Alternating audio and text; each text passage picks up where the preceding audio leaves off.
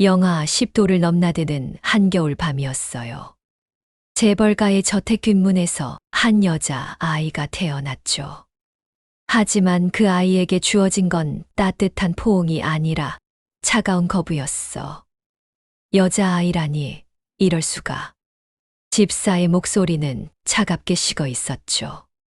아이의 어머니인 강혜진은 쌍둥이를 낳았거든요.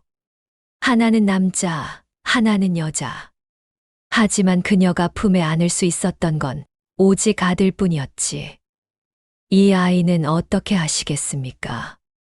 데리고 나가. 내 눈앞에서 치워. 강혜진의 목소리에는 일말의 망설임도 없었어. 그녀에게 딸이란 존재는 가문의 수치였고 자신의 위치를 위협하는 존재에 불과했으니까요. 그렇게 나는 버려졌어. 태어난 지 불과 2시간 만에 고아원 문 앞에 놓였죠. 차가운 바닥에 놓인 작은 요람. 그 안에서 나는 울음도 제대로 터뜨리지 못한 채 떨고 있었을 거예요. 하지만 운명이란 건 참 묘해요. 나를 발견한 건 보육원 원장이 아니라 지나가던 한 여자였거든. 그녀의 이름은 박선영. 30대 중반의 평범한 직장인이었지만 그녀에게는 남들과 다른 점이 하나 있었죠. 바로 엄청난 직감과 통찰력이었어요. 이 아이 범상치 않아. 박선영은 나를 안아 올리며 중얼거렸어. 내 손목에 채워진 작은 금팔찌를 보고 그녀는 직감했지. 이 아이는 어디론가 버려진 재벌가의 자식이라는 걸. 내가 버려진 이유가 뭐든 나는 너를 버리지 않을 거야. 박선영은 나를 입양했어. 법적으로 완벽하게. 그리고 나에게 새로운 이름을 지어줬죠. 서유나. 구름처럼 자유롭고 아름다운 사람이 되라는 의미였어요. 박선영은 나를 키우면서 한 가지 특별한 교육을 시켰어. 바로 관찰과 분석이었지. 유나야, 사람을 봐. 그 사람의 옷차림, 말투, 손짓 하나하나가 모두 정보란다. 6살 때부터 나는 엄마를 따라다니며 사람들을 관찰했어요. 백화점에서, 카페에서, 거리에서. 그리고 그들이 어떤 사람인지 추리했죠. 저 여자는 부자예요. 하지만 원래 부자가 아니었어요. 어떻게 알았니? 핸드백은 비싼데 손톱은 관리가 안 됐어요. 그리고 걸음걸이가 조심스러워요. 명품에 익숙하지 않은 사람의 걸음걸이예요. 박선영은 만족스럽게 미소 지었어. 내 관찰력은 날이 갈수록 예리해졌지. 10살이 되던 해, 나는 우연히 신문에서 한 기사를 봤어. 천일그룹 회장의 외동아들 강민준이 명문중학교에 입학했다는 내용이었지. 사진 속 소년의 얼굴을 보는 순간 이상한 느낌이 들었어. 마치 거울을 보는 것 같은 기분이었죠. 엄마, 이 사람 누구예요? 천일그룹 회장 아들이래. 왜? 그냥요. 나는 더 이상 묻지 않았어. 하지만 그날부터 천일그룹에 대해 조사하기 시작했지. 도서관에서, 인터넷에서, 신문 자료실에서. 강민준이라는 이름을 볼 때마다 내 가슴 속에서 뭔가가 꿈틀거렸어. 15살이 되던 해봄이었어. 박선영이 갑자기 나를 불렀지. 유나야, 엄마가 너한테 해줄 이야기가 있어. 무슨 이야기요? 너를 처음 발견했을 때 내 손목에 금팔찌가 있었어. 그 팔찌 안쪽에 이름이 새겨져 있었지. 강서윤. 순간 내 심장이 멎는 것 같았어. 그게 무슨 뜻이에요? 유나야, 너는 천일그룹 회장의 딸이야. 강민준의 쌍둥이 동생이고.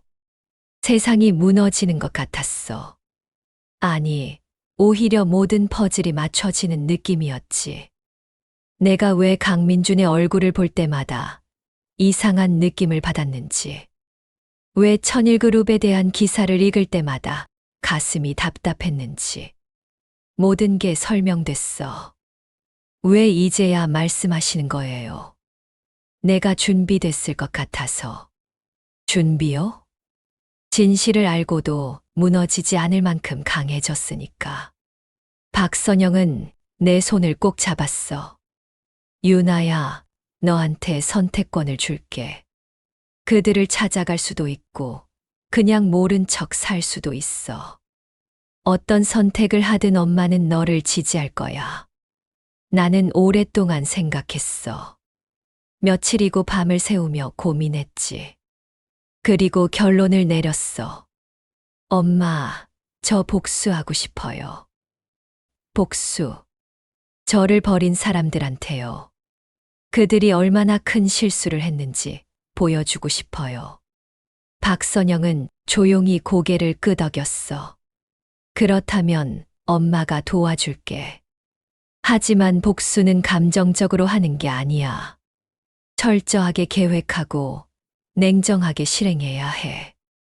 알아요. 그날부터 나의 진짜 인생이 시작됐어. 고등학교 3년 동안 나는 완벽한 준비를 했어. 공부는 기본이었지. 전교 1등을 놓치지 않았고, 각종 올림피아드에서 상을 휩쓸었어. 하지만 그것만으로는 부족했죠. 유나야, 상류층이 되려면 그들의 언어를 배워야 해. 박선영의 조언에 따라 나는 와인을 공부했어. 골프를 배웠고 승마를 익혔지.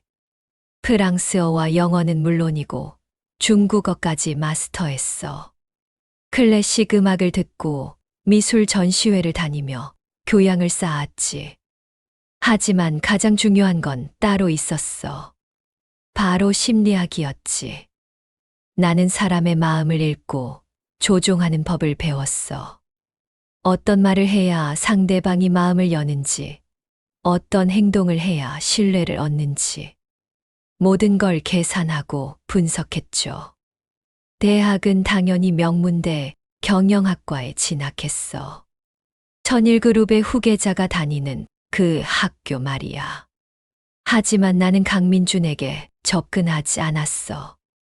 아직 때가 아니었거든. 대학 2학년 때 나는 우연을 가장한 만남을 계획했어. 천일그룹이 후원하는 자선 파티였지. 박선영의 인맥을 통해 초대장을 받았고 나는 그날을 위해 완벽하게 준비했어. 검은색 이브닝 드레스, 단정하지만 우아한 헤어스타일, 적당한 액세서리. 거울 속 나는 완벽했어. 이제 21살이 된 나는 더 이상 버려진 아이가 아니었지. 세련되고 지적인 여성이었어. 파티장에 들어서는 순간 시선이 집중됐어. 나는 당황하지 않고 우아하게 걸었지. 샴페인 한 잔을 들고 구석에 서서 사람들을 관찰했어. 그리고 그를 봤어. 강민준. 내 쌍둥이 오빠. 사진으로만 보던 그가 실제로 눈앞에 있었어. 180cm가 넘는 키에 잘 빠진 체격. 정장을 입은 그는 완벽한 재벌 2세였지. 하지만 내가 본 건 그의 외모가 아니었어. 그의 눈빛이었지. 공허했어. 마치 인형처럼 생기가 없었어. 웃고 있었지만 진짜 웃음이 아니었지. 의무적으로 만들어낸 표정이었어. 저 사람이 내 오빠구나. 이상한 감정이 밀려왔어. 분노도 있었고 호기심도 있었죠. 하지만 가장 강한 건 실망이었어. 나를 버린 가족이, 키운 아들이 저렇게 공허한 눈을 하고 있다니. 혼자 계신가요? 갑자기 옆에서 목소리가 들렸어. 돌아보니 30대 중반의 남자가 서 있었지. 네, 혼자 왔어요. 저는 천일그룹 기획실에 다니는 김태호라고 합니다. 처음 뵙는 얼굴이신 것 같은데. 서유나예요. 대학생이고요. 아, 그러시군요. 어느 학교 다니세요? 우리는 가벼운 대화를 나눴어. 김태호는 친절했고, 대화도 재미있었지. 하지만 나는 그와 이야기하면서도 계속 강민준을 관찰했어. 그는 여러 사람과 인사를 나누고 있었어. 하지만 진심으로 즐기는 것 같지 않았지. 마치 프로그래밍된 로봇처럼 정확하게, 하지만 감정 없이 움직이고 있었어. 저분이 궁금하신가 봐요. 김태호가 내 시선을 따라가며 말했어. 누구요? 강민준 상무님이요. 다들 저렇게 쳐다보죠. 완벽한 외모에 완벽한 스펙. 하지만, 글쎄요. 제가 말할 건 아닌 것 같네요. 김태호는 의미심장하게 웃었어. 나는 더 캐묻지 않았지. 대신 다른 질문을 던졌어. 강민준 상무님은 어떤 분이세요? 일하기 힘드세요? 능력은 뛰어나죠. 하지만 좀 차갑달까요? 사람을 대할 때 거리를 두는 편이에요. 개인적인 이야기는 절대 안 하고요. 흥미로웠어. 겉으로는 완벽해 보이지만 속은 텅 빈 사람. 그게 바로 강민준이었던 거야. 파티가 끝날 무렵 나는 조용히 빠져나왔어. 강민준에게 접근하지 않았지. 아직 때가 아니었으니까. 하지만 그를 직접 보고 나니 확신이 들었어. 나는 저 사람을 무너뜨릴 수 있어. 대학 3학년이 되던 해, 나는 본격적으로 계획을 실행하기 시작했어. 먼저 해야 할 일은 천일그룹 내부로 들어가는 거였지. 엄마, 천일그룹 인턴 지원하려고요. 좋아. 하지만 들키면 안 돼. 걱정 마세요. 제 신분은 완벽하게 세탁했어요. 나는 서윤아로서 천일그룹에 지원했어. 이력서는 완벽했지. 명문대 경영학과 수석, 해외 봉사 경험, 각종 공모전 수상 경력. 거기에 영어, 중국어, 프랑스어 능통. 면접 날 나는 완벽하게 준비했어. 네이비 정장에 흰 블라우스. 단정한 헤어스타일. 자신감 있지만 겸손한 태도. 서윤아 씨, 우리 회사에 지원한 이유가 뭔가요? 천일그룹은 단순히 이익만 추구하는 회사가 아니라고 생각합니다. 사회적 책임을 다하면서도 혁신을 멈추지 않는 기업. 그런 곳에서 일하고 싶었습니다. 좋은 대답이네요. 그런데 우리 회사에 대해 얼마나 알고 계신가요? 천일그룹은 1972년에 설립됐고 현재 회장님은 강태수 회장님이십니다. 주력 사업은 건설과 금융이지만 최근에는 바이오와 AI 분야로 확장하고 계시죠. 지난 분기 매출은 2조 3천억 원이었고 나는 막힘없이 대답했어. 면접관들의 표정이 점점 밝아졌지. 와, 정말 잘 아시네요. 관심 있는 회사니까요. 마지막 질문입니다. 만약 합격한다면 가장 하고 싶은 일이 뭔가요? 저는 기획 업무에 관심이 많습니다. 특히 신규 사업 기획이요. 기존의 틀을 깨고 새로운 가치를 창출하는 일. 그게 제가 가장 잘할 수 있는 일이라고 생각합니다. 면접은 성공적이었어.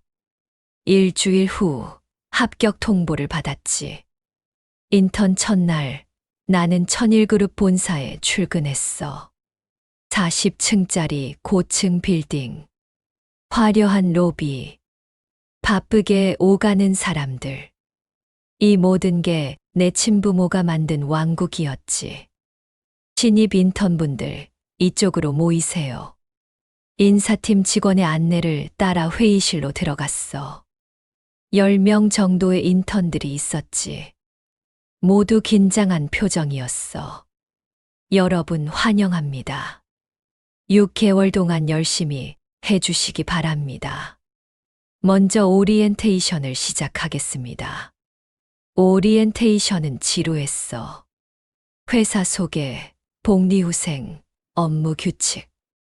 다 아는 내용이었지. 하지만 나는 집중하는 척했어. 첫인상이 중요하니까. 오리엔테이션이 끝나고 각자 부서로 배치됐어. 나는 기획실로 배정받았지. 내가 원하던 부서였어. 서윤아 씨죠. 저는 이 팀 막내 박지훈입니다. 26살쯤 돼 보이는 남자가 다가와 악수를 청했어. 반갑습니다. 잘 부탁드려요. 제 자리가 바로 옆이에요. 모르는 거 있으면 언제든 물어보세요. 박지훈은 친절했어. 그는 나를 팀원들에게 소개시켜줬고 업무에 대해 설명해줬지. 우리 팀은 주로 신규 사업 기획을 담당해요. 지금은 바이오 헬스케어 사업 진출을 준비 중이고요. 바이오 헬스케어요? 네. 고령화 사회에 대비한 건데 강민준 상무님이 직접 추진하시는 프로젝트예요. 강민준. 그 이름을 듣는 순간 심장이 빨리 뛰었어. 강민준 상무님은 어떤 분이세요? 능력은 정말 뛰어나요. 근데 좀 차가운 편이죠. 실수를 용납 안 하시고. 무섭네요. 괜찮아요. 일만 제대로 하면 문제 없어요. 그날 오후 나는 처음으로 강민준을 가까이서 봤어. 그가 기획실에 들어왔을 때였지. 다들 수고하고 계시죠.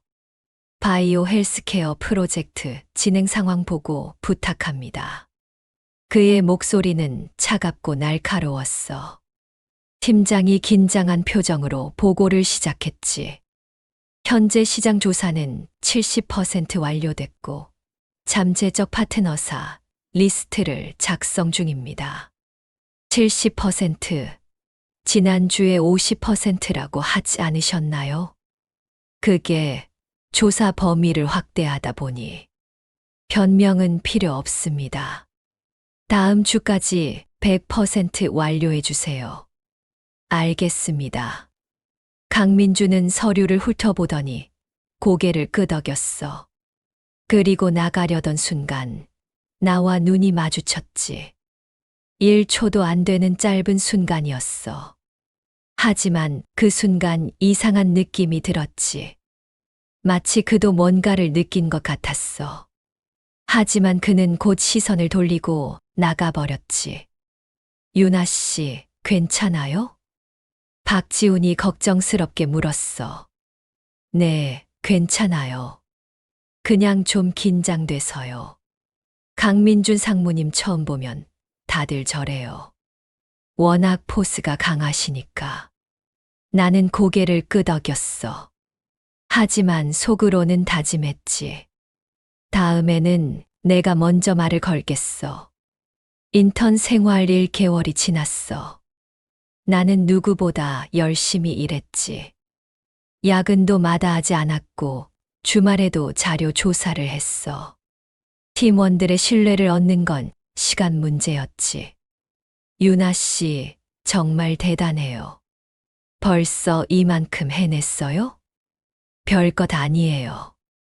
재밌어서 하다 보니 시간 가는 줄 몰랐어요. 나는 겸손하게 대답했어. 하지만 속으로는 계산하고 있었지. 언제 강민준에게 접근할지 말이야. 기회는 생각보다 빨리 찾아왔어. 어느 금요일 저녁 팀 회식이 있었거든. 유나 씨도 가시죠? 물론이죠. 회식 장소는 강남의 고급 한정식집이었어. 팀장부터 막내까지 모두 참석했고 놀랍게도 강민준도 함께했지. 오늘은 제가 쏩니다. 편하게 드세요. 강민준의 말에 모두들 환호했어. 나는 조용히 자리에 앉아 그를 관찰했지. 술이 몇 순배 돌자 분위기가 한결 부드러워졌어.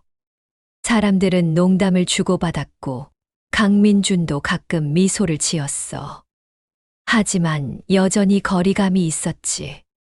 강민준 상무님, 질문 하나 해도 될까요? 내가 조심스럽게 물었어. 모두의 시선이 나에게 집중됐지. 뭔가요? 상무님은 언제부터 바이오, 헬스케어에 관심을 가지셨어요? 강민주는 잠시 생각하더니 대답했어. 대학 2학년 때였던 것 같네요. 할머니께서 편찮으셨거든요. 그때 좋은 의료 서비스의 중요성을 깨달았죠. 그렇군요. 저도 비슷한 경험이 있어요. 그래요? 네. 제 어머니가 아프셨을 때 좋은 병원을 찾기가 정말 어려웠거든요. 그때 생각했어요. 누구나 좋은 의료 서비스를 받을 수 있는 세상이 되면 좋겠다고. 강민준의 눈빛이 미묘하게 변했어. 관심이 생긴 거였지. 서윤아 씨는 어느 대학 다니시죠? 한국대 경영학과요. 그럼 제 후배네요. 저도 한국대 나왔거든요. 와, 그렇구나. 선배님이셨네요. 분위기가 한결 부드러워졌어. 강민주는 드물게 편안한 표정을 지었지. 서윤아 씨, 인턴 생활은 어때요? 힘들지만 배울 게 많아서 좋아요. 특히 바이오 헬스케어 프로젝트가 흥미로워요. 구체적으로 어떤 부분이? 시장 분석 부분이요. 고령층의 의료 수요는 계속 증가하는데 공급은 따라가지 못하잖아요. 여기서 기회를 찾을 수 있다고 생각해요. 강민주는 고개를 끄덕였어. 정확한 분석이네요. 혹시 이 프로젝트에 대한 아이디어가 있나요? 저는 디지털 헬스케어 플랫폼이 핵심이라고 봐요. 병원과 환자를 연결하는 것뿐만 아니라 건강관리부터 예방까지 통합적으로 제공하는 거죠. 흥미롭네요. 월요일에 더 자세한 이야기를 들어볼까요? 네, 좋아요. 그날 밤 나는 강민준과 많은 대화를 나눴어. 일에 대한 이야기, 미래에 대한 비전. 그는 생각보다 열정적이었고 똑똑했지. 하지만 여전히 어딘가 공허한 느낌이 들었어. 회식이 끝나고 해산하는데 강민준이 다가왔어. 서윤아 씨, 집이 어디예요? 강남이요. 저도 강남 쪽인데 같이 가실래요? 네, 좋아요. 우리는 함께 택시를 탔어. 차 안은 조용했지. 강민주는 창밖을 보고 있었고 나는 그를 몰래 관찰했어. 장모님. 네. 궁금한 게 있어요. 뭔가요? 장모님은 왜 이 일을 하세요? 재벌 2세라면 굳이 이렇게 힘들게 일하지 않아도 되잖아요. 강민주는 잠시 침묵하더니 대답했어. 선택권이 없었어요. 태어날 때부터 정해진 길이었으니까. 그럼 본인이 원하는 건 뭐예요? 글쎄요. 생각해 본 적이 없네요. 그의 목소리에는 쓸쓸함이 묻어 있었어. 나는 더 이상 묻지 않았지. 택시가 내 집 근처에 도착했어. 여기서 내릴게요. 네, 조심히 들어가세요. 네, 감사합니다. 그럼 월요일에 봬요. 네, 월요일에. 택시가 떠나는 걸 보며 나는 미소 지었어. 첫 번째 단계는 성공이었지. 강민준의 관심을 끄는데 성공했으니까. 월요일, 나는 강민준에게 프레젠테이션을 준비했어. 디지털 헬스케어 플랫폼의 막대한 구체적인 기획안이었지. 장모님, 준비해왔습니다. 그래요? 보여주세요. 나는 자신감 있게 발표했어. 시장 분석부터 사업 모델, 수익 구조까지. 모든 게 완벽했지. 와, 정말 잘 만들었네요. 강민준의 눈빛이 반짝였어. 그는 진심으로 감탄하고 있었지. 이거 실제 프로젝트에 반영할 수 있을 것 같은데요. 정말요? 네. 팀장님께 말씀드려 볼게요. 감사합니다. 그날부터 나는 바이오 헬스케어 프로젝트의 핵심 멤버가 됐어. 인턴임에도 불구하고 중요한 회의에 참석했고, 강민준과 자주 대화를 나눴지. 유나 씨, 요즘 일이 너무 많지 않아요? 괜찮아요. 재밌어서 하는 거예요. 그래도 무리하지 마세요. 건강이 최우선이에요. 강민주는 가끔 이렇게 나를 걱정했어. 차가운 것 같지만 의외로 따뜻한 구석이 있었지. 인턴 생활 3개월째. 나는 강민준과 점점 가까워졌어. 점심을 함께 먹기도 했고, 퇴근 후 차를 마시기도 했지. 하지만 나는 절대 먼저 다가가지 않았어. 항상 그가 먼저 제안하게 만들었지. 유나 씨, 이번 주말에 시간 있어요? 어느 금요일 강민준이 조심스럽게 물었어. 왜요? 바이오 헬스케어 관련 컨퍼런스가 있는데 같이 가볼래요? 도움이 될 것 같아서요. 좋아요. 언제 어디서 해요? 토요일 오전 10시 코엑스에서요. 알겠습니다. 그때 봬요. 토요일 아침 나는 세심하게 준비했어. 너무 화려하지도 너무 수수하지도 않게. 흰 블라우스에 베이지, 팬츠. 깔끔하고 전문적인 느낌이었지. 코엑스에 도착하니 강민준이 이미 와 있었어. 일찍 오셨네요. 네, 습관이에요. 항상 10분 전에 도착하거든요. 저도 그래요. 우리는 함께 컨퍼런스장으로 들어갔어. 여러 전문가들의 발표를 들으며 메모를 했고, 쉬는 시간에는 의견을 나눴지. 저 발표 어떻게 생각하세요? 흥미롭지만 실현 가능성은 낮은 것 같아요. 교재가 너무 많거든요. 맞아요. 저도 그렇게 생각했어요. 컨퍼런스가 끝나고 우리는 근처 카페로 갔어. 오늘 정말 유익했어요. 데리고 와주셔서 감사합니다. 저야말로 같이 가줘서 고마워요. 혼자 갔으면 지루했을 텐데. 장모님도 혼자 있으면 지루해 하시는구나. 네. 아니에요. 그냥 상무님이 항상 완벽해 보여서 감정이 없는 줄 알았거든요. 강민주는 쓸쓸하게 웃었어. 저도 사람이에요. 외롭고 지치기도 하죠. 가족들이 계시잖아요. 가족이라. 강민준의 표정이 어두워졌어. 가족이 있어도 외로울 수 있어요. 아니, 오히려 가족 때문에 더 외로울 수도 있죠. 무슨 뜻이에요? 그냥 제 가족은 좀 복잡해요. 서로 사랑하기보다는 의무로 묶여있는 느낌이랄까요. 나는 그의 말을 조용히 들었어. 이건 계획에 없던 일이었지.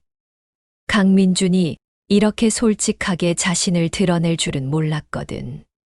힘드시겠어요? 괜찮아요. 익숙해졌어요. 익숙해진다고 괜찮아지는 건 아니잖아요. 강민주는 나를 빤히 쳐다봤어. 유나 씨는 왜 이렇게 따뜻해요? 네. 처음 봤을 때부터 느꼈어요. 다른 사람들과 달라요. 진심으로 대하는 느낌이랄까요. 나는 잠시 말을 잃었어. 이건 진짜였을까? 아니면 내 연기가 너무 완벽했던 걸까?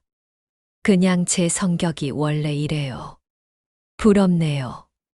저는 누구한테도 진심을 보인 적이 없거든요. 왜요? 무서워서요. 진심을 보이면 상처받을까봐. 그 순간 나는 깨달았어.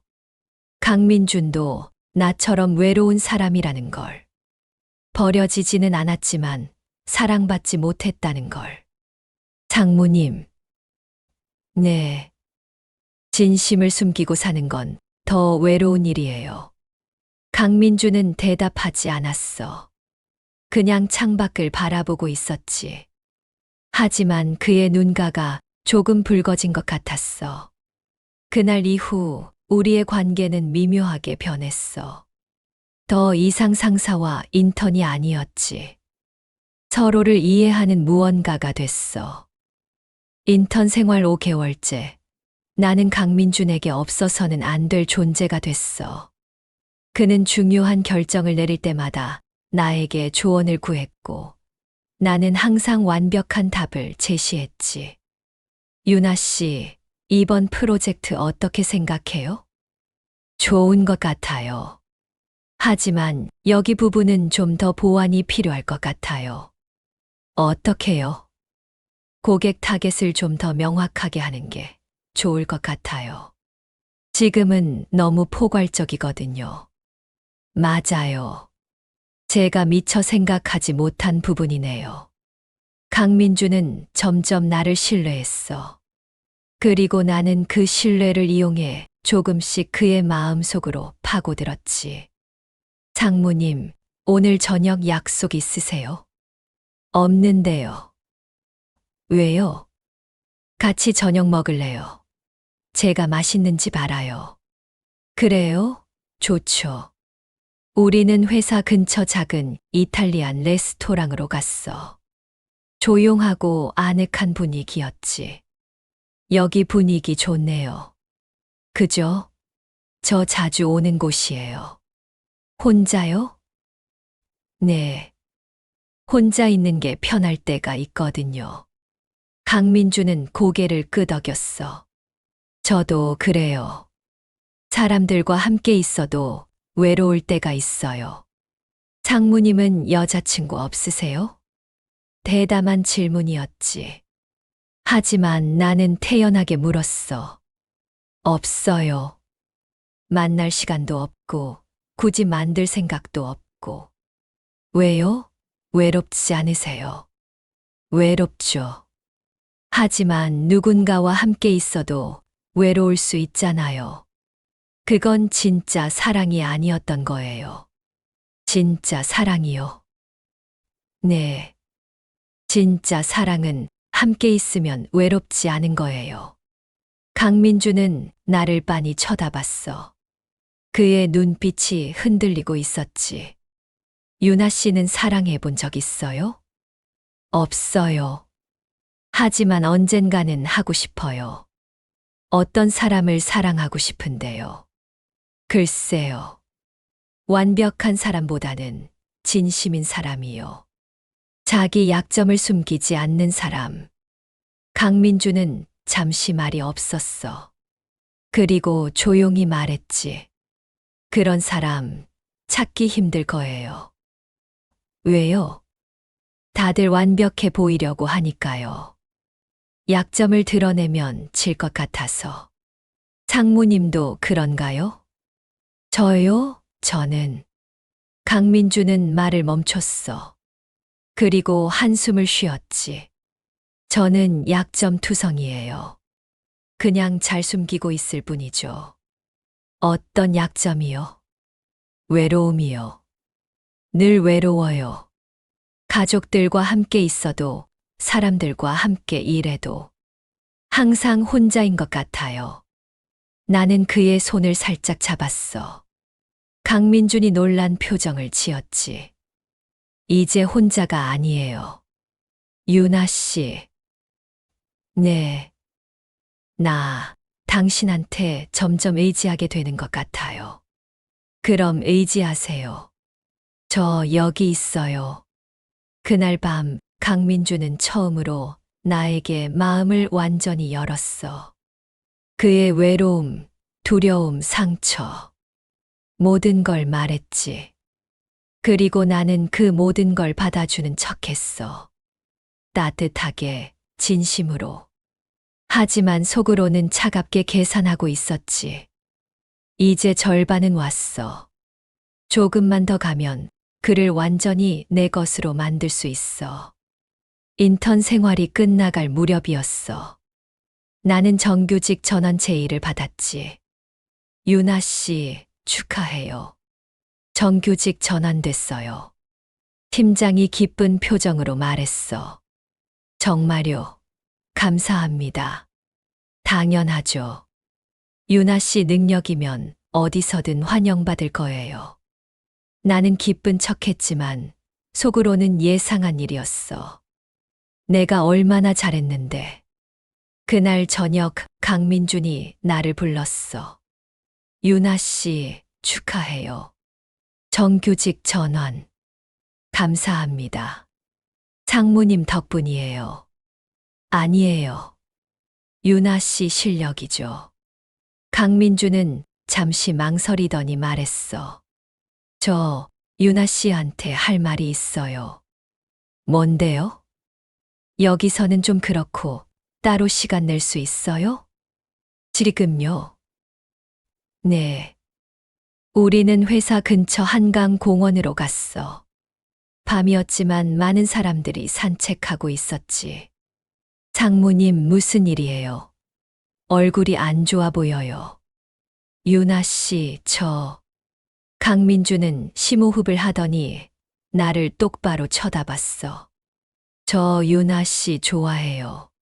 심장이 쿵 하고 내려앉았어. 예상은 했지만 막상 들으니 복잡했어. 상무님, 갑작스럽죠. 저도 알아요. 상사가 부하 직원한테 이러면 안 되는 거. 하지만 숨길 수가 없었어요. 언제부터요? 처음 봤을 때부터인 것 같아요. 회식 자리에서 유나 씨가 저를 똑바로 쳐다보며 질문했을 때. 그때 뭔가 느꼈어요. 강민준의 목소리는 떨리고 있었어. 유나 씨는 다른 사람들과 달랐어요. 제 지위나 돈을 보는 게 아니라 진짜 저를 보는 것 같았어요. 처음으로 누군가한테 솔직해질 수 있었어요. 나는 아무 말도 하지 않았어. 그냥 그를 쳐다보고 있었지. 대답 안 해주셔도 괜찮아요. 그냥 제 마음을 전하고 싶었어요. 유나 씨가 싫으면 저도요. 네. 저도 상무님 좋아해요. 거짓말이었어. 아니, 완전한 거짓말은 아니었을지도 몰라. 강민준을 알아가면서 조금은 진짜 감정이 생긴 것 같았거든. 하지만 그건 중요하지 않았어. 내 목표는 복수였으니까. 정말요? 강민준의 얼굴이 환해졌어. 마치 아이처럼 순수한 표정이었지. 네. 저도 처음엔 그냥 좋은 상사라고만 생각했어요. 근데 시간이 지날수록 자꾸 생각나고 보고 싶고 그랬어요. 나도 그랬어요. 강민주는 나를 꼭 안았어. 조심스럽게 마치 깨질까봐 두려운 것처럼. 유나야. 그가 반말로 내 이름을 불렀어. 처음이었지. 네. 나랑 사귈래? 네. 그날 밤 우리는 연인이 됐어. 아니, 정확히는 그렇게 보이게 됐지. 강민준과 사귀기 시작하면서 모든 게 빠르게 진행됐어. 우리는 공개적으로 사귀지는 않았지만 가까운 사람들은 다 알고 있었어. 유나 씨, 요즘 표정이 밝아졌어요. 박지훈이 웃으며 말했어. 그래요? 그냥 일이 재미있어서 그런가 봐요. 정말요? 아니면 다른 이유가? 무슨 다른 이유요? 박지우는 의미심장하게 웃기만 했어. 사귄 지 3개월쯤 됐을 때 강민준이 나를 집으로 초대했어. 우리 집에서 저녁 먹을래? 직접 요리해 줄게. 상무님이 요리를 해요. 못할 것 같아. 아니, 의외라서요. 나도 사람이야. 요리 정도는 할 줄 알지. 강민준의 집은 강남의 고급 아파트였어. 펜트하우스였지. 넓고 깔끔한 인테리어에 한강뷰까지. 완벽했어. 와, 여기 정말 좋다. 마음에 들어? 나 혼자 살기엔 좀 넓긴 한데. 혼자 살면 외롭겠어요. 응. 그래서 유나를 자주 초대하려고. 강민주는 주방으로 가서 요리를 시작했어. 나는 거실을 둘러보며 그의 삶을 엿봤지. 책장에는 경영서적들이 빼곡했어. 소설책은 거의 없었지. 사진도 별로 없었어. 가족 사진이라곤 정장을 입고 딱딱하게 찍은 것뿐이었지. 민준아, 가족 사진이 이것밖에 없어. 주방에서 강민준이 대답했어. 응. 우리 가족은 사진 찍는 거 안 좋아해. 왜? 형식적인 거 싫어하나 봐. 아니면 서로한테 관심이 없거나. 쓸쓸한 대답이었어. 저녁을 먹으며 우리는 많은 이야기를 나눴어. 강민주는 자신의 어린 시절에 대해 말했지. 나 어렸을 때 정말 외로웠어. 부모님은 늘 바쁘셨고 나한테 관심이 없었어. 그냥 공부 잘하고 말 잘 들으면 됐지. 힘들었겠다. 응. 그래서 감정 표현하는 법을 잘 몰라. 늘 참고 살았거든. 지금은 괜찮아? 유나를 만나고 나서 좀 나아진 것 같아. 너한테는 솔직해질 수 있어. 나는 그의 손을 잡았어. 앞으로도 솔직해줘. 나한테는. 그럴게. 식사를 마치고 우리는 소파에 앉아 와인을 마셨어. 창밖으로 한강이 보였고 야경이 아름다웠지. 유나야. 응. 나 너한테 하고 싶은 말이 있어. 뭔데? 부모님께 소개시켜줘도 될까? 순간 숨이 멎는 것 같았어. 드디어 이 순간이 왔구나. 벌써 우리 사귄 지 얼마 안 됐잖아. 알아.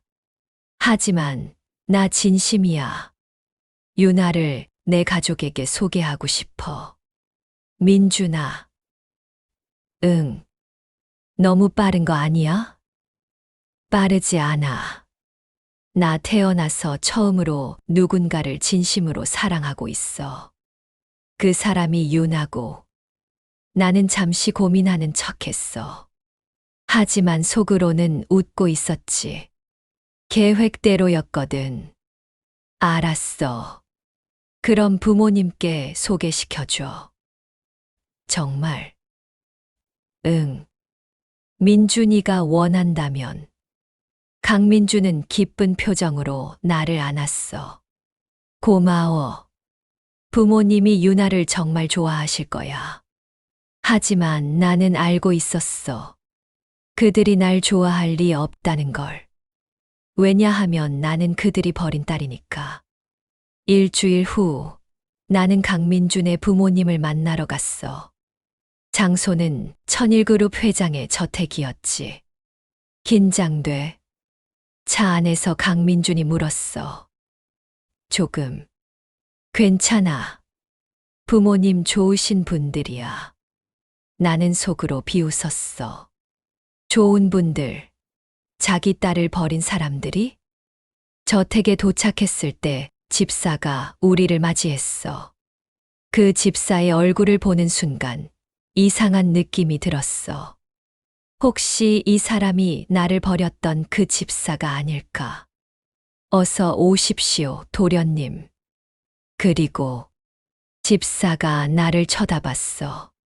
1초도 안 되는 순간이었지만 그의 눈빛이 흔들렸어. 그도 날 알아본 걸까? 안녕하세요. 서윤아라고 합니다.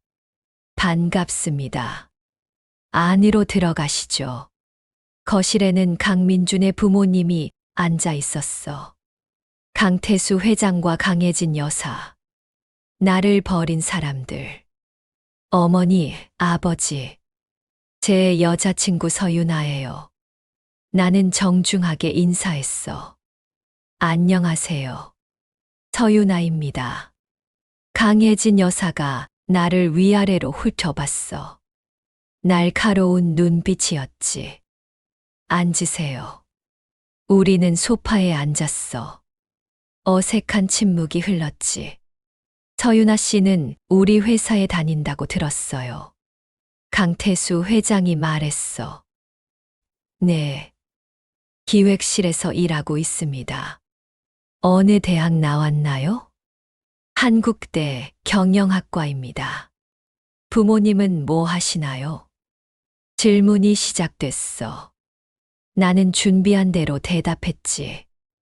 어머니는 평범한 직장인이시고 아버지는 안 계세요. 아버지가 안 계신다는 게 돌아가셨습니다. 제가 어렸을 때요. 강혜진 여사의 표정이 미묘하게 변했어. 그래요? 힘드셨겠네요. 괜찮습니다. 어머니 혼자서 저를 잘 키워주셨어요. 집안이. 강혜진 여사가 말을 이었어. 집안이 평범하신 것 같은데 민준이랑은 좀 안 어울리는 것 아닌가요? 직격탄이었어. 하지만 나는 미소를 잃지 않았지. 어머니 말씀이 맞습니다. 저는 평범한 집안 출신이에요. 하지만 민준 씨를 사랑하는 마음만큼은 누구보다 진심입니다. 사랑이라. 강혜진 여사가 비웃듯 말했어. 사랑만으로 결혼 생활을 유지할 수 있을 것 같아요. 어머니. 강민준이 끼어들었어. 너무하시는 거 아니에요. 뭐가 너무해. 사실을 말하는 건데. 유나는 제가 사랑하는 사람이에요.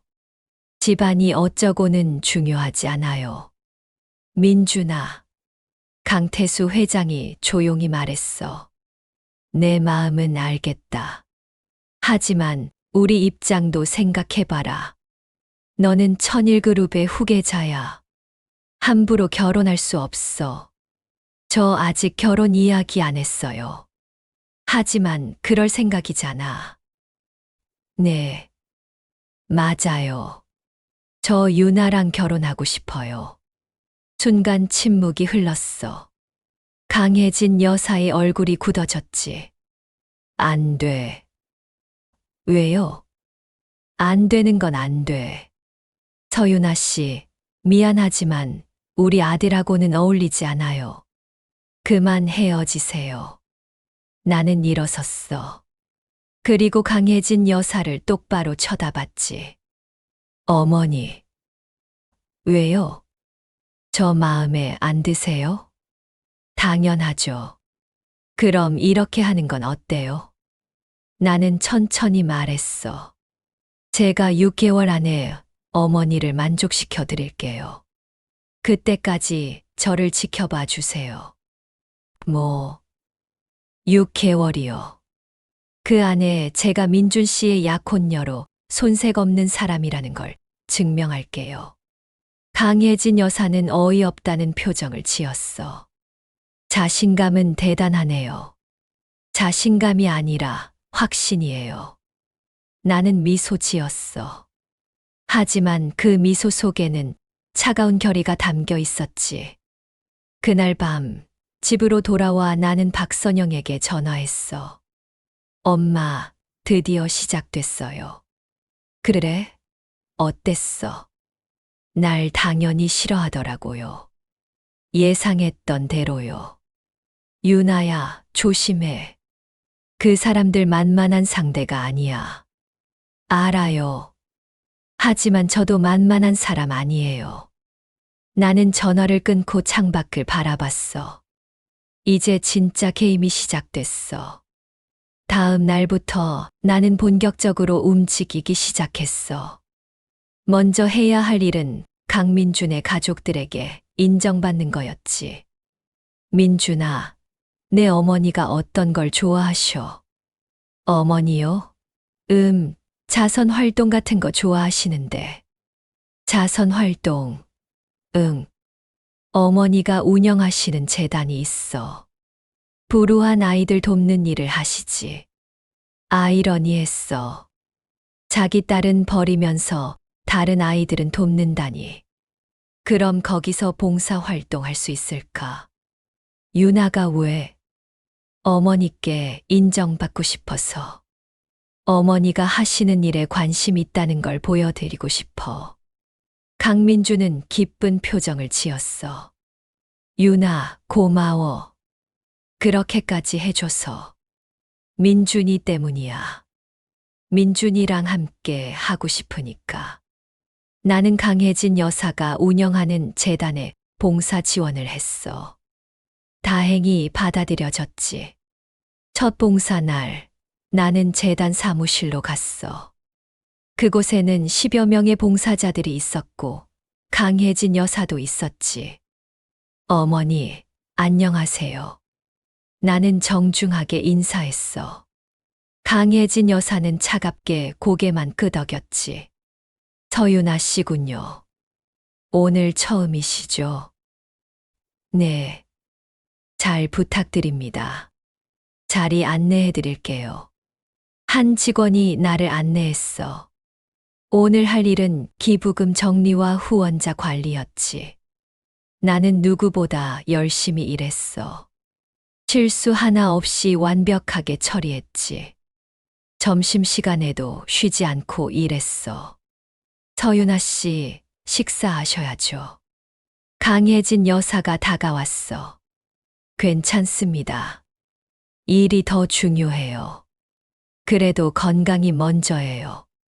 어머니 말씀이 맞네요. 그럼 잠깐 쉴게요. 우리는 함께 식사를 했어. 어색한 분위기였지만 나는 자연스럽게 대화를 이끌었어. 어머니, 이 재단은 언제 시작하신 거예요? 10년 전이에요.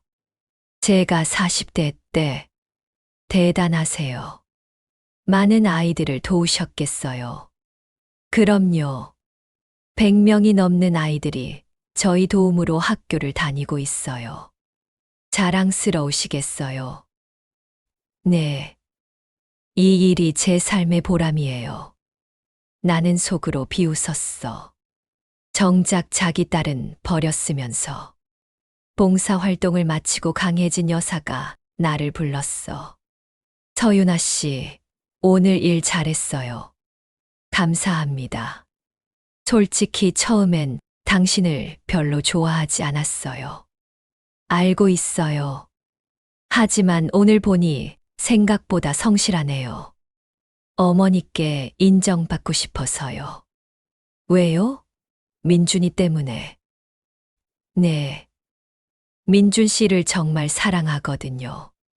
강혜진 여사는 나를 빤히 쳐다봤어. 사랑이라. 사랑만으로 결혼 생활을 유지할 수 있을 것 같아요. 모르겠어요. 하지만 최선을 다할 거예요. 강혜진 여사는 더 이상 말하지 않았어. 하지만 그녀의 태도가 조금 부드러워진 것 같았지. 그날부터 나는 매주 재단에서 봉사를 했어. 그리고 조금씩 강해진 여사의 신뢰를 얻어갔지. 한 달쯤 지났을 때 강혜진 여사가 나를 차를 마시자고 했어. 유나 씨, 요즘 민준이가 많이 밝아졌어요. 그래요? 네. 당신을 만나고 나서 많이 변했어요. 웃는 얼굴도 많이 보이고. 다행이네요. 솔직히 처음엔 당신이 민준이한테 접근한 거라고 생각했어요.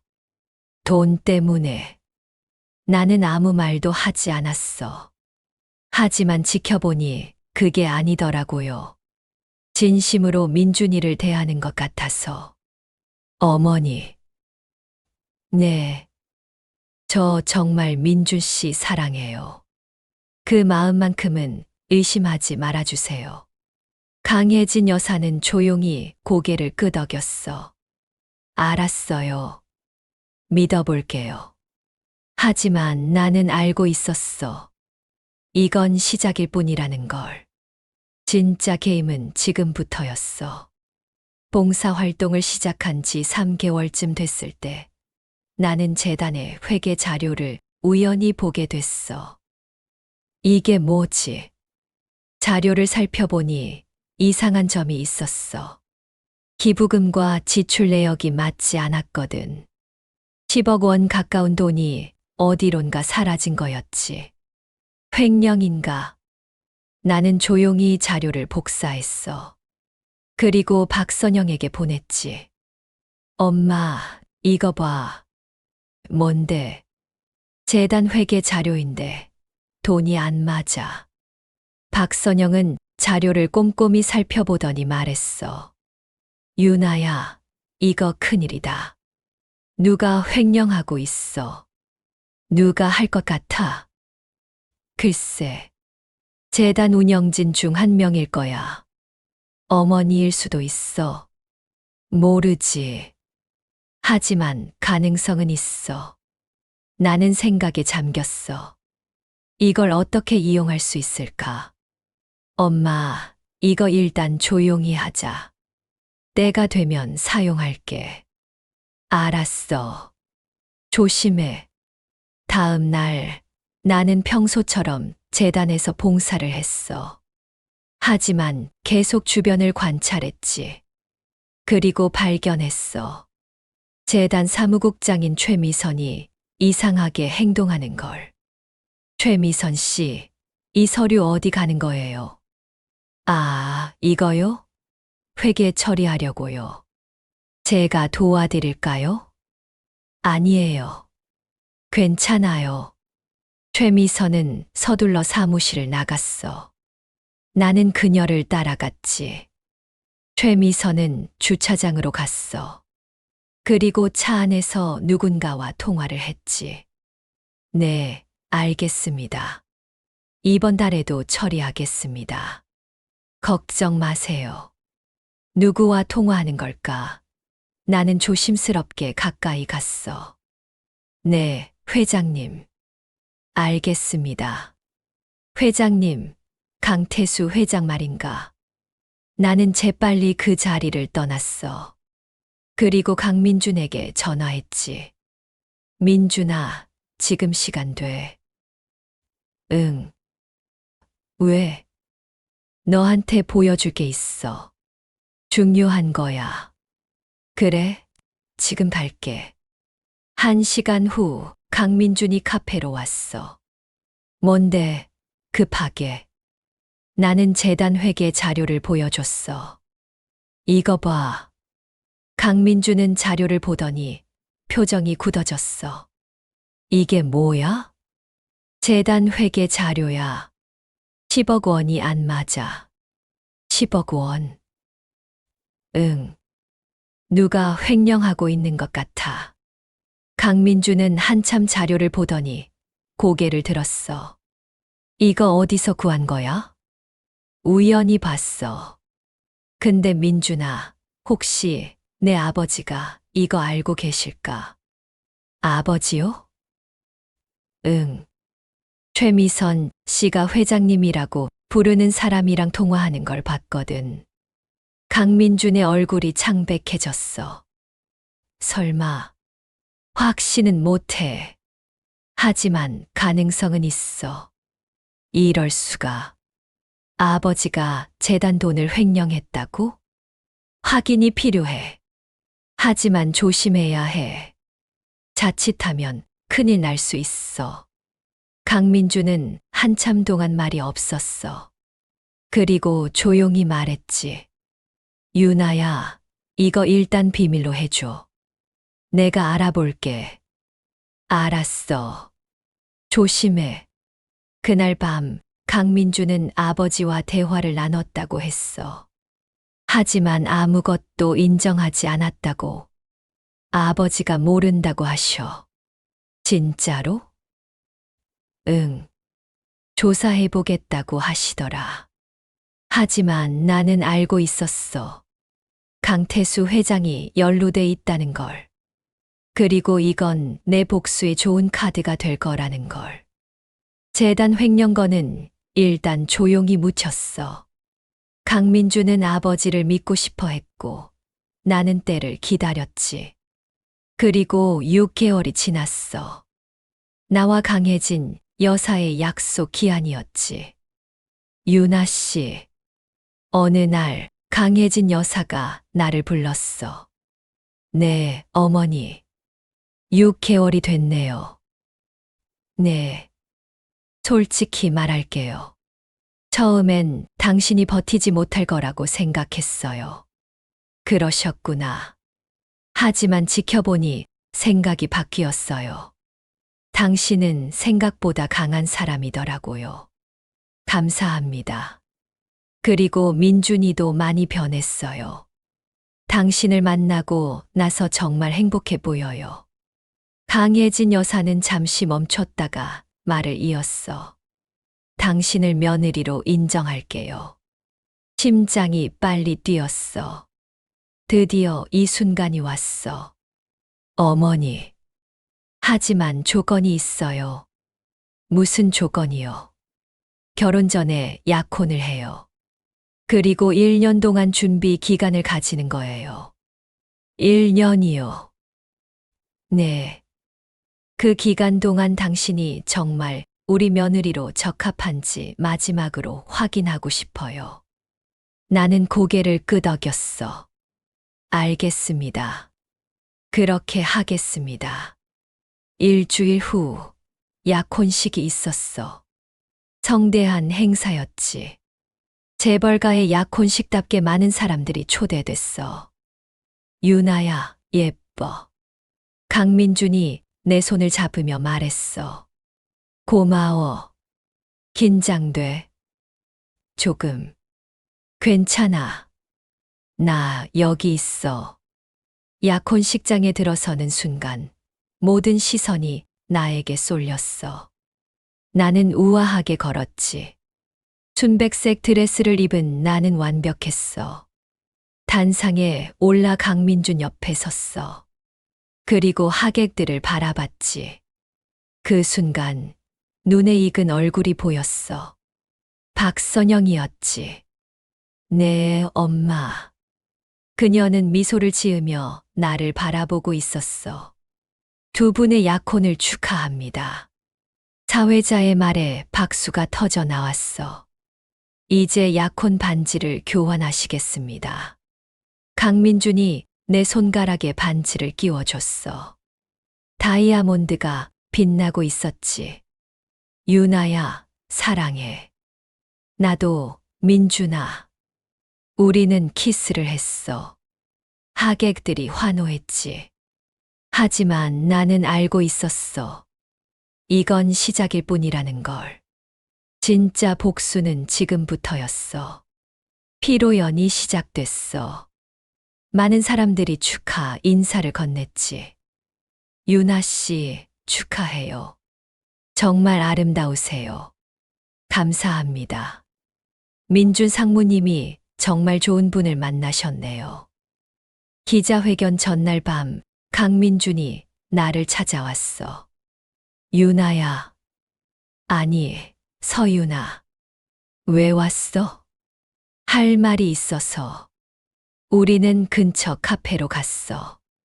한밤중이라 사람이 없었지. 뭔데? 너 정말 날 한 번도 사랑한 적 없어. 그의 눈빛이 간절했어. 왜 그게 중요해? 대답해줘. 제발. 나는 한참 그를 쳐다봤어. 그리고 조용히 말했지. 모르겠어. 뭐. 처음엔 당연히 아니었어. 너는 그냥 복수의 도구였어. 하지만 시간이 지나면서 나는 말을 멈췄어. 시간이 지나면서 헷갈렸어. 내가 진짜 좋은 사람이라는 걸 알게 됐거든. 외롭고 상처받았고 사랑에 굶주린 사람. 그래서 조금은 진심이었을지도 몰라. 아주 조금. 강민주는 쓸쓸하게 웃었어. 조금이라도 진심이었다면 이렇게까지 하지 말아줘. 안 돼. 왜? 왜냐면 나는 25년 동안 버려진 아이였어. 그 상처는 내가 상상하는 것보다 훨씬 깊어. 나도 상처받았어. 부모님의 사랑을 제대로 받아본 적 없어. 그래도 넌 버려지지 않았잖아. 맞아. 버려지지는 않았지. 하지만 사랑받지도 못했어. 강민주는 고개를 숙였어. 서윤아, 우리 너무 비슷해. 둘 다 사랑에 굶주렸고, 둘 다 외로웠어. 그래서 서로한테 끌렸던 거야.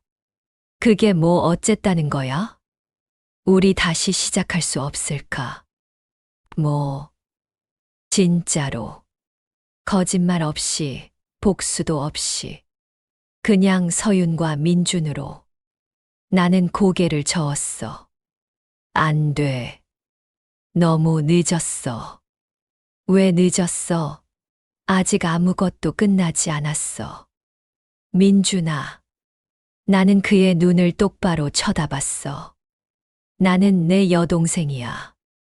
쌍둥이 동생. 그게 뭐 어때? 뭐가 어때? 우리는 남매야. 그래도 사랑할 수 있잖아. 안 돼. 나는 단호하게 말했어. 우리는 안 돼. 이미 너무 많이 망가졌어. 강민주는 한참 동안 아무 말도 하지 않았어. 그리고 조용히 일어났지. 알았어. 내 마음대로 해. 민준아. 미안해. 미안하긴. 내가 미안할 필요 없어. 잘못한 건 우리 부모님이니까. 그는 카페를 나갔어. 나는 그 자리에 혼자 남아 한참을 앉아 있었지. 다음 날 기자회견이 열렸어. 수많은 기자들이 몰려왔지. 지금부터 천일그룹 회장 강민준과 강혜진 여사의 기자회견을 시작하겠습니다. 강민준과 강혜진 여사가 단상에 올랐어. 그리고 나도 함께 올랐지. 안녕하십니까. 오늘 여러분께 중대한 발표를 하려고 합니다. 강민준이 말을 시작했어. 저에게는 쌍둥이 동생이 있었습니다. 하지만 저는 25년 동안 그 사실을 몰랐습니다. 기자들이 웅성거렸어. 제 동생 강서윤은 태어나자마자 버려졌습니다. 여자라는 이유로. 플래시가 터졌어. 그리고 최근에 동생을 다시 만났습니다. 하지만 제가 동생을 알아보지 못했습니다. 동생은 서윤아라는 이름으로 저를 만났고 저는 그녀와 사랑에 빠졌습니다. 기자들의 웅성거림이 더 커졌어. 하지만 모든 것은 계획된 것이었습니다. 서윤이의 복수였죠. 강민주는 나를 쳐다봤어. 서윤아, 나와서. 나는 마이크 앞으로 갔어. 안녕하세요. 저는 강서윤입니다. 강민준 회장의 쌍둥이 동생이고 25년 전에 버려진 아이입니다. 기자들이 일제히 질문을 쏟아냈어. 왜 복수하려고 하셨나요? 버려졌으니까요. 아무 이유 없이 버려진 아이의 심정을 아세요? 강민준 회장과의 관계는 진짜였나요? 나는 잠시 멈췄어. 그리고 대답했지. 모르겠습니다. 처음엔 아니었지만 나중엔 헷갈렸어요. 앞으로 어떻게 하실 건가요? 천일그룹의 지분 30%를 받을 겁니다. 그게 제 몫이니까요. 그리고 강민준 회장과의 관계는 끝났습니다. 우리는 남매일 뿐입니다. 기자회견은 1시간 넘게 이어졌어. 모든 질문에 답하고 모든 진실을 밝혔지. 회견이 끝나고 우리는 대기실로 돌아왔어. 이제 됐어. 강민준이 물었어. 응, 됐어. 그럼 이제 어떻게 할 거야? 글쎄, 아직 모르겠어. 강혜진 여사가 다가왔어. 서윤아. 네. 정말 미안해. 너를 버린 것 일생일대의 실수였어. 이제 와서 미안하다고 하면 뭐해요? 알아. 하지만 그래도 말하고 싶었어. 그리고 강혜진 여사가 눈물을 흘렸어. 너를 정말 사랑했어. 버릴 때도 버린 후에도. 거짓말. 정말이야. 밤마다 너를 생각했어. 잘 크고 있을까? 행복할까? 매일 기도했어. 그럼 왜 찾지 않았어요? 찾았어. 하지만 찾을 수 없었어. 넌 이미 입양됐고 이름도 바뀌었더라. 나는 그녀를 쳐다봤어. 그녀의 눈물이 진짜인 것 같았지. 어머니. 응. 저도 미안해요. 이렇게까지 할 필요는 없었는데. 아니야. 내가 잘못한 게 아니야. 우리는 서로를 껴안았어. 25년 만의 모녀 상봉이었지. 기자회견 후 며칠 동안 온 나라가 떠들썩했어. 재벌가에 버려진 쌍둥이, 극적인 복수극. 모든 언론이 우리 이야기를 다뤘지. 서윤아 씨, 인터뷰 부탁드립니다. 강민준 회장님, 한 말씀 해주세요. 우리는 더 이상 평범한 사람들이 아니었어. 온 국민이 아는 유명인이 됐지. 한 달쯤 지났을 때 나는 천일그룹의 정식 이사가 됐어. 지분 30%를 가진 대주주였지. 서윤 이사님, 회의 시작하겠습니다. 나는 이사회에 참석했어.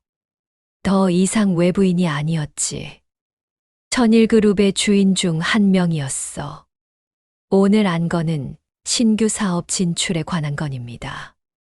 회의가 진행되는 동안 나는 강민준을 쳐다봤어. 그는 예전과 다르게 지쳐 보였지. 회의가 끝나고 나는 그에게 다가갔어. 민준아, 괜찮아? 응, 괜찮아. 거짓말. 안 괜찮아 보여. 그래, 안 괜찮아. 강민준은 쓸쓸하게 웃었어. 너를 잃고 나니까 모든 게 의미 없어졌어. 민준아, 알아. 우리는 이제 남매야. 하지만 마음은 어쩔 수 없더라. 시간이 지나면 괜찮아질 거야. 그럴까? 응, 그럴 거야. 하지만 나도 확신할 수 없었어. 내 마음도 복잡했거든. 그날 밤 나는 박선영을 만났어. 엄마, 유나야. 아니, 서유나. 그냥 유나라고 불러줘. 난 여전히 내 딸이니까. 박선영은 미소 지었어. 유나야, 후회되니? 뭐가? 복수. 나는 한참 생각하다가 대답했어. 모르겠어. 복수는 했지만 허무해. 그럴 거야. 복수는 항상 그래. 그럼 왜 막지 않았어? 너한테 필요했으니까. 내가 앞으로 나아가려면 과거와 화해해야 했어. 과거와 화해. 응. 버려진 상처를 인정하고 그걸 극복하는 거. 복수는 그 과정이었어. 나는 고개를 끄덕였어. 엄마, 나 이제 어떻게 해야 돼? 내가 하고 싶은 걸 해. 이제 넌 자유야. 자유. 그 말을 듣는 순간 깨달았어. 나는 25년 동안 복수에 갇혀 있었다는 걸. 엄마, 나 진짜 부모님을 용서할 수 있을까? 할 수 있어. 시간이 걸리겠지만. 그리고 민준이는? 그 아이도 시간이 필요해. 너희 둘 다 상처받았으니까. 나는 밤하늘을 올려다봤어. 별이 반짝이고 있었지. 엄마, 고마워. 날 키워줘서. 뭘? 당연한 거지. 우리는 서로를 껴안았어. 따뜻했어. 3개월이 지났어. 나는 천일그룹에서 새로운 프로젝트를 시작했지. 바로 여성인재 육성 프로그램이었어. 이 프로그램은 성별에 관계없이 능력 있는 사람을 키우는 겁니다. 이사회에서 나는 프레젠테이션을 했어. 특히 여성들이 차별받지 않고 일할 수 있는 환경을 만들겠습니다. 좋은 아이디어네요. 이사들이 동의했어.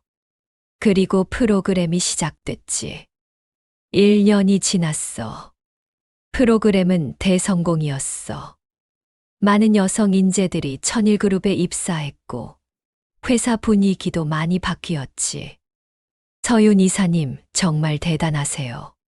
고마워요. 하지만 이건 시작일 뿐이에요.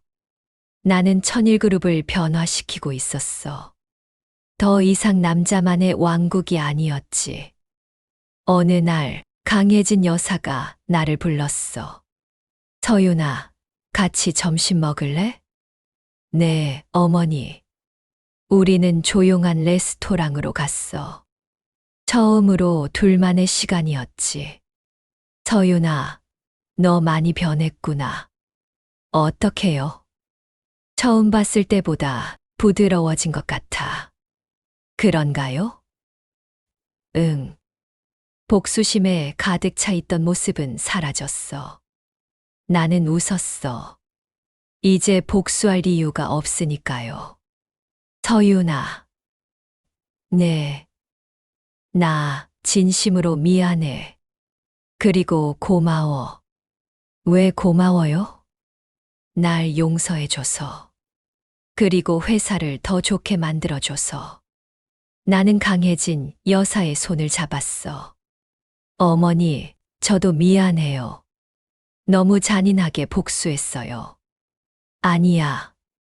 내가 잘못한 게 아니야. 우리는 서로를 이해하기 시작했어. 25년의 공백을 조금씩 메워가고 있었지. 어머니, 하나만 물어봐도 돼요? 뭔데? 정말 저를 사랑했어요? 버릴 때도. 강혜진 여사는 눈물을 흘렸어. 사랑했어. 너무 사랑했어. 하지만 두려웠어. 회장 부인 자리를 잃을까봐, 내 위치가 흔들릴까봐. 그래서 최악의 선택을 했지. 후회되세요? 매일 후회해. 하루도 빠짐없이. 나는 그녀를 안았어. 이제 됐어요. 이제는 함께 있으니까. 우리는 한참을 그렇게 있었어. 엄마와 딸로서 말이야. 그날 저녁 강민준이 나를 찾아왔어. 서윤아. 왜? 같이 산책할래? 좋아. 우리는 한강 공원을 걸었어. 밤이었지만 많은 사람들이 있었지. 서윤아, 나 고백할 게 있어. 뭔데? 나 아직도 너를 사랑해. 나는 멈춰섰어. 민준아. 알아. 우리는 남매야. 하지만 마음은 어쩔 수 없어. 나도. 뭐. 나도 너를 사랑해. 조금은. 강민주는 놀란 표정을 지었어. 정말. 응. 하지만 우리는 안 돼. 왜? 우리는 남매니까. 그리고 너무 많이 상처를 줬어. 서로에게. 강민주는 고개를 끄덕였어. 알아. 하지만 그래도 말하고 싶었어. 고마워. 솔직하게 말해줘서. 우리는 다시 걸었어. 침묵 속에서. 민준아. 응.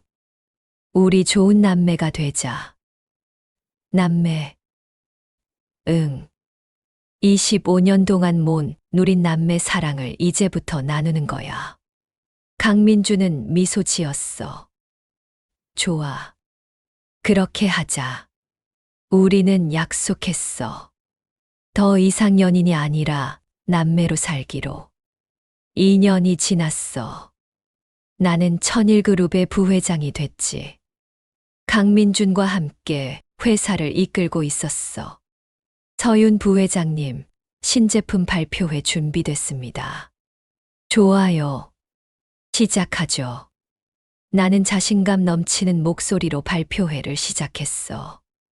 더 이상 복수심에 가득 찬 여자가 아니었지. 성공한 기업인이었어. 발표회가 끝나고 기자들이 질문했어.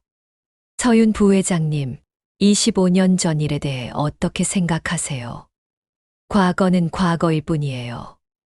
이제는 미래를 보고 있습니다. 가족들과의 관계는요? 좋아요. 정말 좋아요. 거짓말이 아니었어. 정말로 좋았거든. 그날 저녁 우리 가족은 모두 모였어. 강태수 회장은 경기를 마치고 출소했고, 이제는 조용히 살고 있었지. 다들 모였네. 강혜진 여사가 말했어. 오늘은 특별한 날이잖아.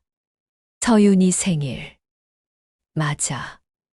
오늘은 내 생일이었어. 28번째 생일. 축하해, 서윤아. 강민준이 선물을 건넸어. 고마워, 오빠. 나는 이제 그를 오빠라고 불렀어. 편했지. 서윤아. 강태수 회장이 다가왔어. 아버지. 이거 받아줘. 그가 건넨 건 작은 상자였어. 열어보니 금팔찌가 있었지. 이게 내가 태어났을 때 차고 있던 거야. 우리가 간직하고 있었어. 내 손목에 새겨진 이름. 강서윤. 고마워요, 아버지. 나는 팔찌를 찼어. 28년 만에 돌아온 나의 정체성이었지. 서윤아, 정말 미안했다. 강태수 회장이 고개를 숙였어. 이제 됐어요. 다 지난 일이에요. 고맙다. 우리 딸이 이렇게 훌륭하게 커줘서. 우리는 함께 저녁을 먹었어. 처음으로 진짜 가족처럼. 식사를 마치고 나는 박선영에게 전화했어. 엄마, 유나야, 생일 축하해. 고마워. 엄마도 같이 있었으면 좋았을 텐데. 괜찮아. 난 내가 행복하면 돼. 엄마, 사랑해. 나도 사랑해, 유나야. 전화를 끊고 나는 창밖을 바라봤어. 서울의 야경이 아름다웠지. 28년의 인생. 처음 25년은 버려진 아이로, 마지막 3년은 복수하는 여자로 살았어. 하지만 이제는 달랐지. 이제 나는 강서윤이었어. 천일그룹의 부회장이자 강민준의 쌍둥이 동생. 그리고 두 엄마의 딸. 나는 더 이상 버려진 아이가 아니야. 나는 스스로에게 말했어. 나는 사랑받는 사람이야. 그리고 그게 진실이었어. 5년이 더 지났어. 나는 33살이 됐고, 천일그룹은 국내 4위 기업으로 성장했지. 서윤 회장님, 축하드립니다. 강민준이 물러나고 내가 회장이 됐어. 꿈에도 생각 못한 일이었지. 고마워, 민준 오빠. 내가 고맙지. 회사를 이렇게 키워줘서. 강민준은 이제 천일그룹의 이사로만 남아 있었어. 그는 새로운 꿈을 찾았거든. 바로 사회복지 재단 운영이었지. 오빠, 재단 일은 잘 돼? 응. 정말 보람차. 매일 아이들 보면서 행복해. 다행이다. 우리는 함께 점심을 먹었어. 남매로서. 서윤아. 응. 너 정말 많이 변했어. 어떻게? 처음 봤을 때는 차가웠는데 지금은 따뜻해. 그런가? 응. 이제는 진짜 미소를 짓더라. 나는 웃었어. 오빠 덕분이야. 그리고 가족들 덕분이고. 우리 가족 이상하지? 왜? 이렇게 엉망으로 시작했는데 지금은 정말 가족 같아. 맞아. 정말 가족이야. 점심을 마치고 나는 재단을 방문했어. 강민준이 운영하는 곳이었지. 안녕하세요, 회장님. 아이들이 인사했어. 안녕. 다들 잘 지내? 네. 나는 아이들과 시간을 보냈어. 그들의 웃음을 보며 생각했지. 나도 저랬을까, 버려졌을 때. 하지만 이제는 상관없었어. 과거는 과거일 뿐이니까. 저녁에 나는 박선영을 만났어. 엄마, 유나야, 오랜만이다. 그러게. 요즘 너무 바빴어. 회장이 됐다면서 축하해. 고마워, 엄마.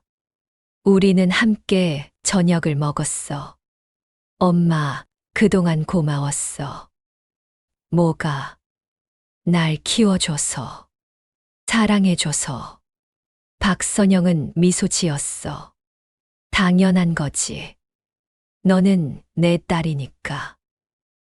엄마. 응. 나 행복해. 알아. 내 얼굴만 봐도 알아. 나는 정말 행복했어. 25년 전 버려진 그 아이가 이렇게 될 줄 누가 알았겠어. 밤에 집으로 돌아와 나는 일기를 썼어. 오늘은 23년 7월 15일. 나는 천일그룹 회장 강서윤이다. 25년 전 나는 버려진 아이였다. 하지만 지금은 아니다. 나는 사랑받는 딸이고 존경받는 회장이다. 그리고 무엇보다 나 자신을 사랑하는 사람이다. 일기를 덮고 나는 창밖을 바라봤어. 별이 반짝이고 있었지. 어머니, 저 마음에 드세요? 25년 전 내가 했던 그 말. 당신의 아들, 제가 완벽하게 망가뜨려 드릴게요. 하지만 나는 그를 망가뜨리지 않았어. 대신 우리 모두를 치유했지. 복수는 끝났어. 하지만 삶은 계속됐어. 그리고 나는 이제 알아. 진짜 복수는 파괴가 아니라 성공이라는 걸. 나를 버린 사람들에게 내가 얼마나 대단한 사람인지 보여주는 것. 그게 진짜 복수였어. 나는 미소 지었어. 그리고 중얼거렸지. 나는 강서윤이다. 버려졌지만 포기하지 않은 여자. 그리고 이제는 누구보다 행복한 여자. 그리고 새로운 시작.